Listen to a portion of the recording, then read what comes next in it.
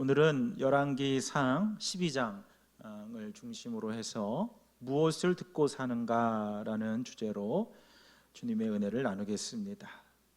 이제 11장까지는 이 열왕기상의 전반기라고 할 수가 있습니다. 그래서 다윗 또 그 다음에 솔로몬에 대해서 이야기를 했고, 솔로몬을 보면은 솔로몬도 두 시기로 나눌 수가 있는데, 어떤 정치, 경제의 황금기, 믿음의 황금기, 그 다음에 그 뒤로 가면은 또 타락하는 그 타락기를 볼 수가 있습니다. 그리고 오늘 12장부터 열왕기상 22장 끝나는 22장까지가 어떻게 보면 후반부라고 할 수가 있는데, 이 12장부터 비로소 통일국가였던 그 이스라엘이 이제 남유다와 북이스라엘로 분열되는 시기를 맞게 되는 것이죠. 그래서 남유다의 첫 번째 왕은 솔로몬의 아들이었던 오늘 함께 살펴볼 르호보암이 왕이었고, 북이스라엘의 초대 왕은 솔로몬의 종이었던 여로보암이 왕이 됩니다. 이렇게 이스라엘은 분열 왕국의 역사의 출발점에 서게 되는 것이죠. 12장을 보면은 저도 이 말씀을 묵상하면서 오늘 주제와 같은 물음이 들었습니다. 우리는 무엇을 듣고 사는가? 요즘에 들을 거 참 많죠. 뭐 뉴스도 그렇고 유튜브, 핸드폰, 음악, 여러 가지 들을 거 많습니다. 여러분들은 무엇을 듣고 살고 계십니까? 하나님은 우리가 무엇을 듣고 살기를 원하실까? 오늘 함께 그 은혜를 살펴보도록 하겠습니다. 첫 번째로 무엇을 듣고 사는가? 고통하는 소리, 고통받는 사람들의 그 소리를 듣고 살아야 된다는 거예요.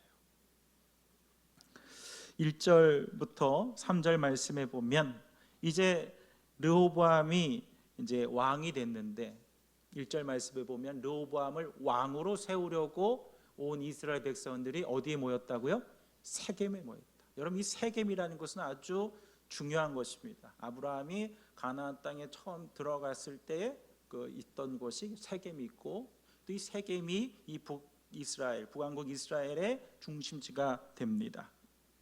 근데 거기서 르호보암이 왕이 됐는데 왕을 세우려고 했다는 것은 뭐냐면 이제 백성들에게 알리려고 했던 거예요. 그 다음에 2절 3절을 보게 되면은 이게 이제 11장 후반부에 나왔던 얘기인데 중요한 얘기입니다.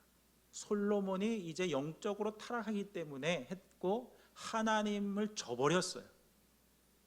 그래서 하나님이 새로운 계획을 세우시는데 그 왕을 누구로 세우겠다고 약속하시냐면 솔로몬의 종이었던 여로보암을 왕으로 약속합니다.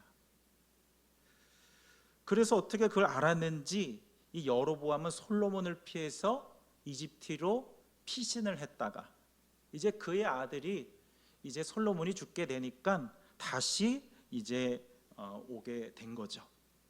그 이야기가 이제 2절 3절에 나오는 거죠. 그래서 여로보암과 이스라엘 백성들이 다 모여서 이제 첫 왕이 된 르호보암에게 첫 번째 요구를 합니다. 우리의 이 요구사항을 잘 들어주면 우리가 당신을 왕으로 잘 섬기겠습니다. 그 요구가 무엇입니까? 우리 4절 한번 읽어볼까요? 4절 시작. 임금님의 아버지께서는 우리에게 무거운 멍에를 메우셨습니다. 이제 임금님께서는 임금님의 아버지께서 우리에게 지어주신 중노동과 그가 우리에게 메어주신 이 무거운 멍에를 가볍게 해주십시오. 그러면 우리가 임금님을 섬기겠습니다. 아멘. 지금 백성들은 이 솔로몬 때 참 어떻게 보면 황금기를 보냈지만 굉장히 힘들었어요. 우리의 멍에를 가볍게 해주십시오. 중노동을 했다 그랬어요. 여러분, 솔로몬이 했던 게 뭐냐면 성전을 지었습니다. 그리고 성전을 짓고 궁전을 지었어요. 20년 동안. 놀라지도 않으시네요. 20년 동안 지었어요. 20년 동안. 그리고 또 뭘 지었냐면 11장 7절에 보면 이제 솔로몬이 우상으로 타락을 하면서 각 지역마다 산당을 짓습니다. 거기에 백성들이 다 투입이 되는 거예요. 여러분, 그리고 또 나라가 세워지면은 나라가 호락호락하지 않습니다. 수입이 생기면 뭘 떼가요?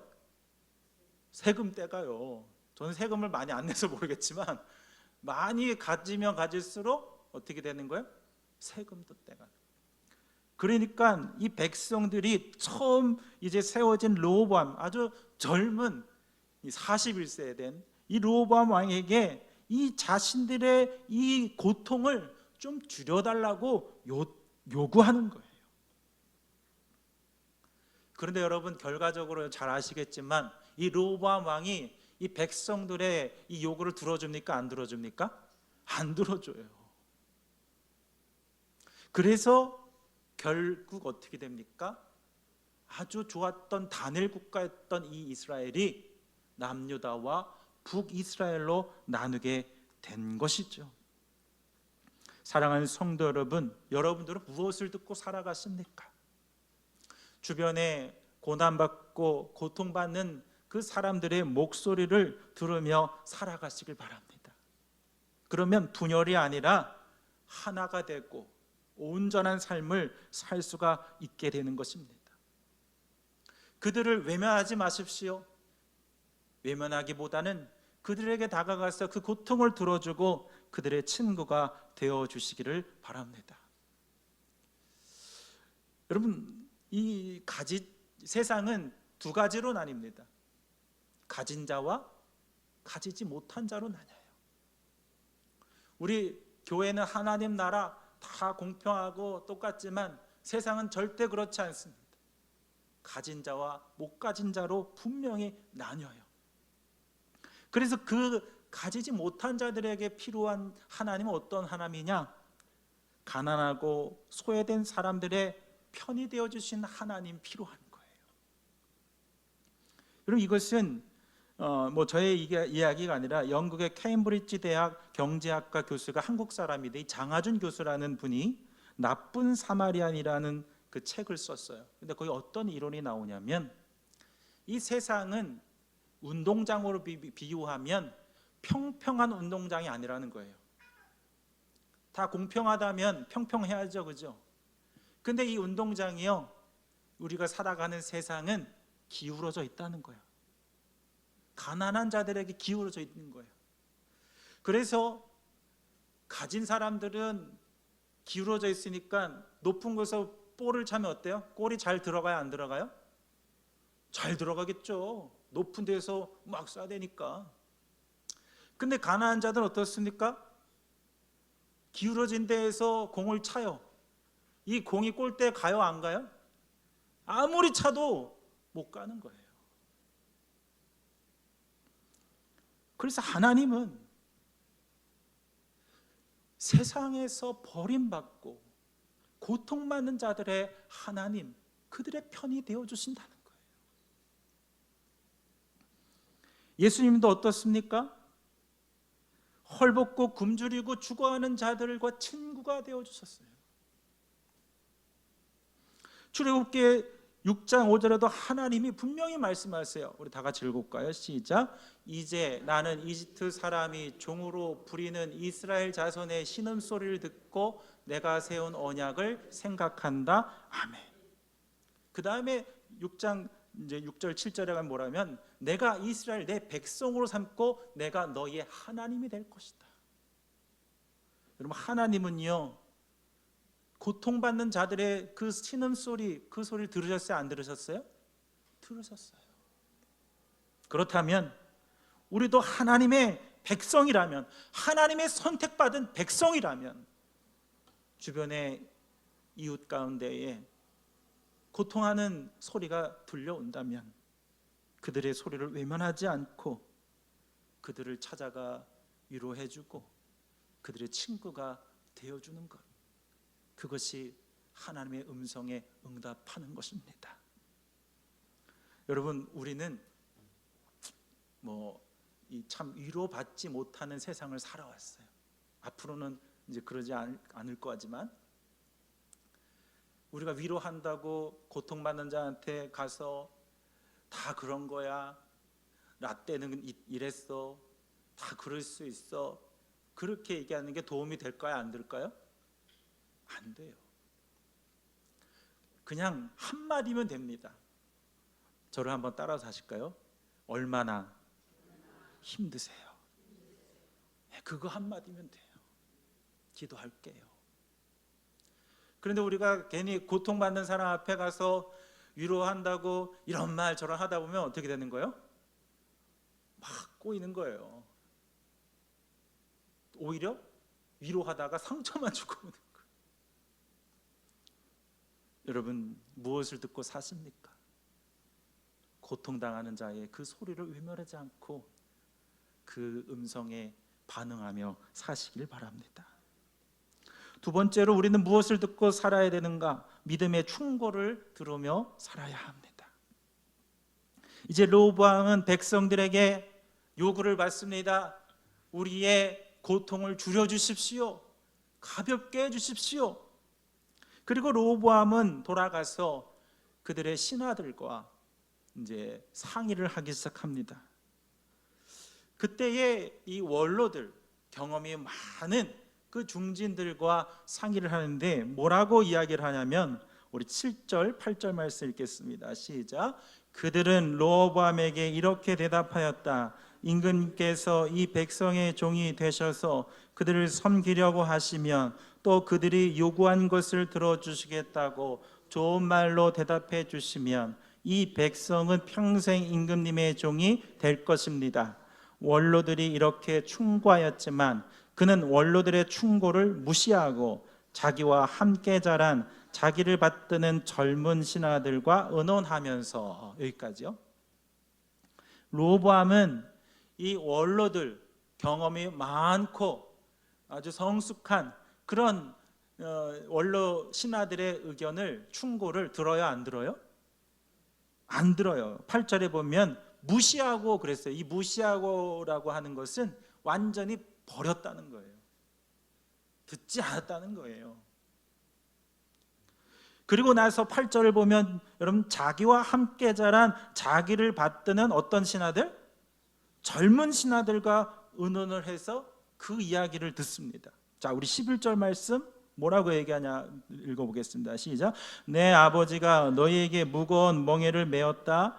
그러나 나는 이제 너희에게 그것보다 더 무거운 멍에를 메우겠다. 내 아버지는 너희를 가죽 채찍으로 매질하였지만 나는 너희를 쇠 채찍으로 치겠다 하고 말씀하십시오. 이 젊은 신하들은 너의 아버지보다 더 세게 나가라. 가죽 채찍으로 아버지가 했다면 너는 쇠 채찍으로 나가라. 그렇게 충고를 합니다.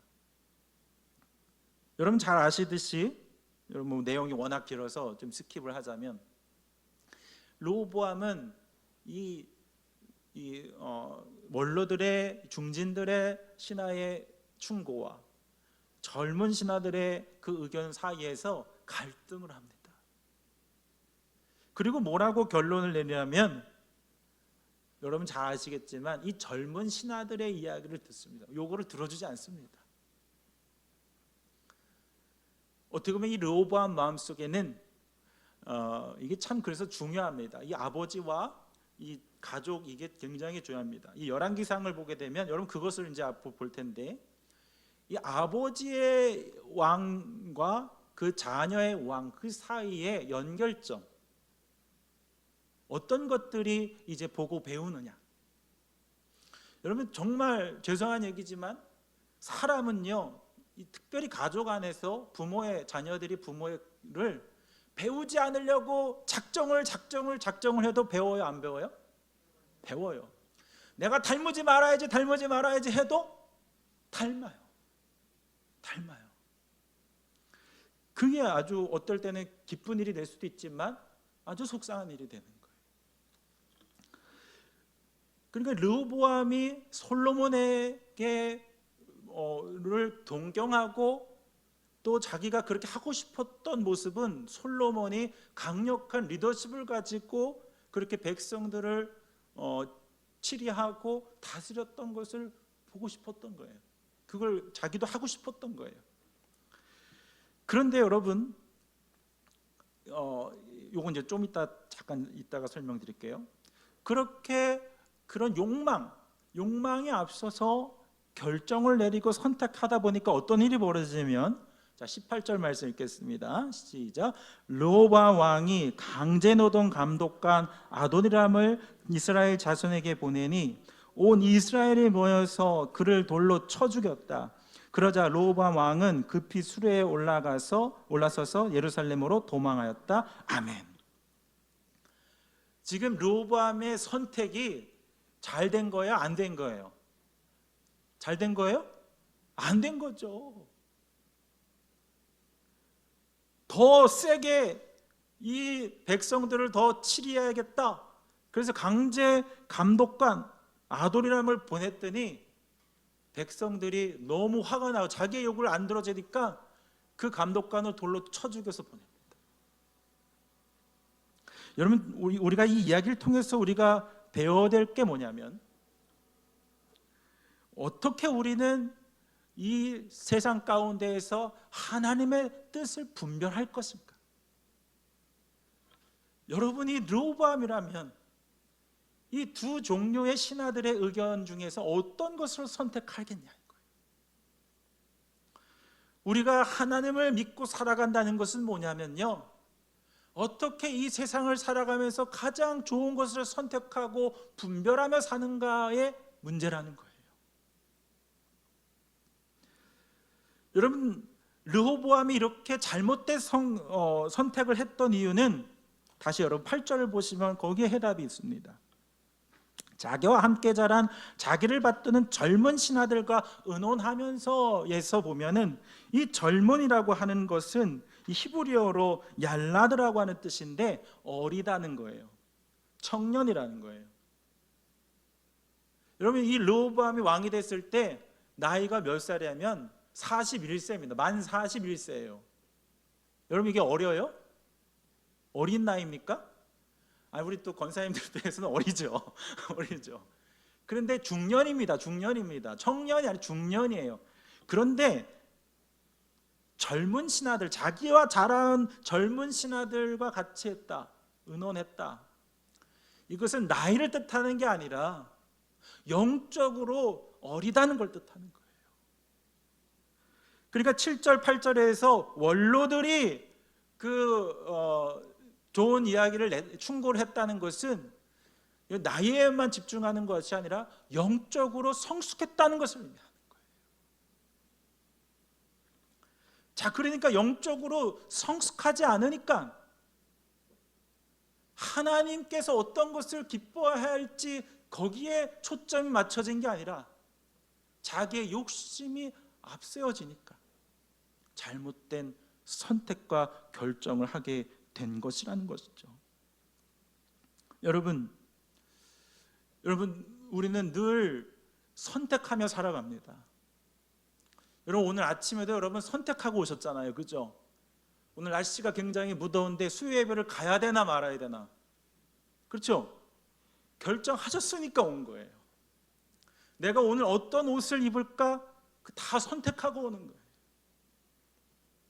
어떤 여러분 기도의 제목을 가지고 나서 내가 어디로 가고 어떻게 살아야 될까, 그게 다 선택의 문제, 분별의 문제라는 거예요. 여러분들은 어떤 선택 분별을 하고 있으십니까? 여러분, 우리가 믿음 생활을 하는 것은 그래서 이 미성숙한 거에서 자꾸 성숙해져 가야 되는 거예요. 그래야지 하나님이 어떤 것을 기뻐하고 어떤 것을 하나님 더 좋아하시는지를 그것을 분별해 나가고 가는 것이야말로 진정한 성숙한 믿음의 길이라는 것입니다. 헨리 나우에는 분별력이라는 책에서 이렇게 합니다. 분별을 어떻게 해야 되는가?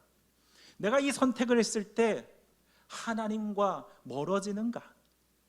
아니면 하나님과 가까워지는가를 생각해 봐야 된다는 거예요.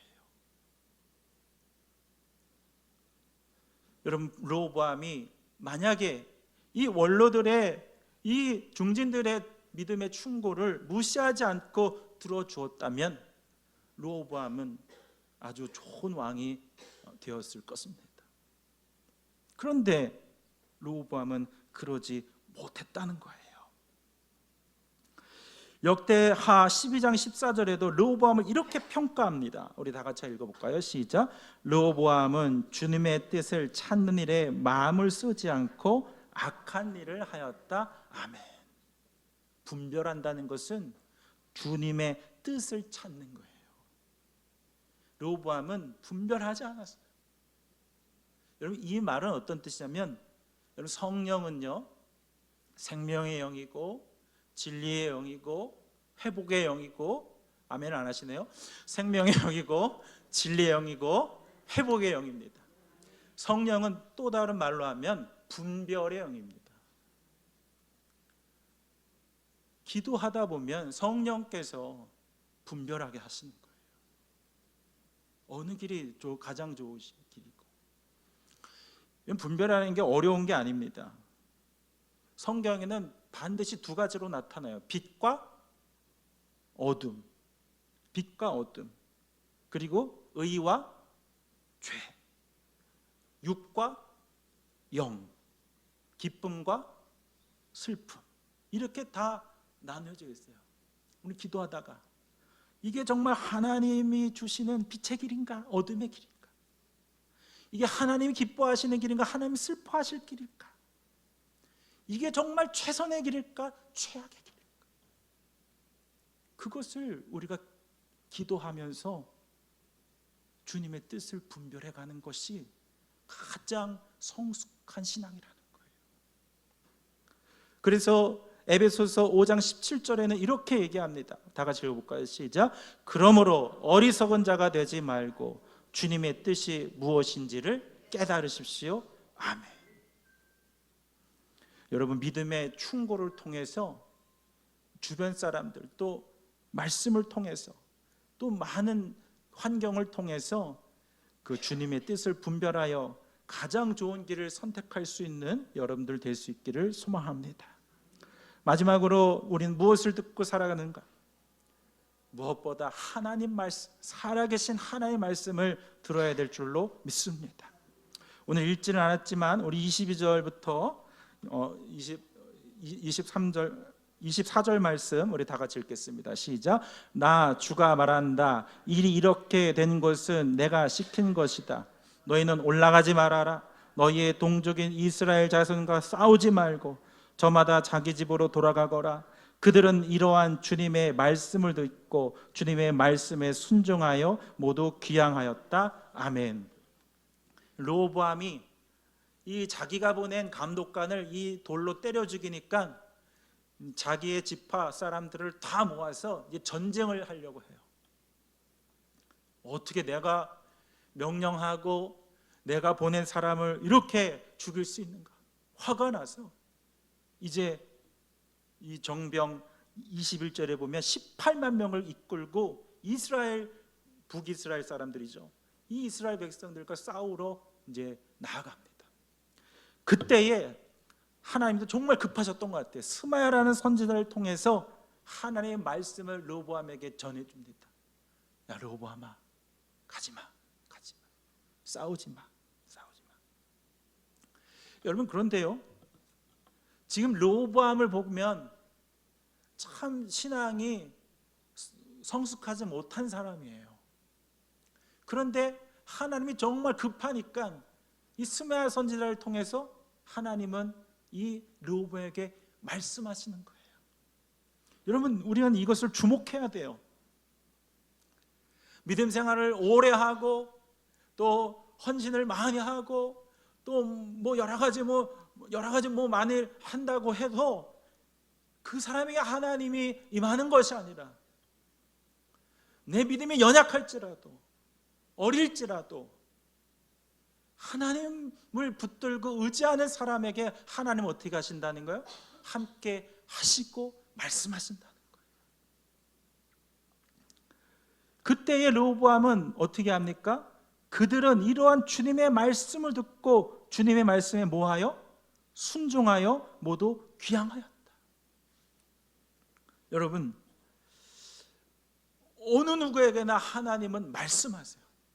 때와 장소와 시간을 가리지 않고 하나님은 말씀하시는 하나님이거든요. 여러분, 그 말씀을 여러분 듣고 순종할 수 있기를 소망합니다. 그래서 여러분, 우리는 이 분별을 하면서 살아야 되는데 이게 내 마음인지 하나님이 주신 마음인지를 늘 기도하면서 분별해야 돼요.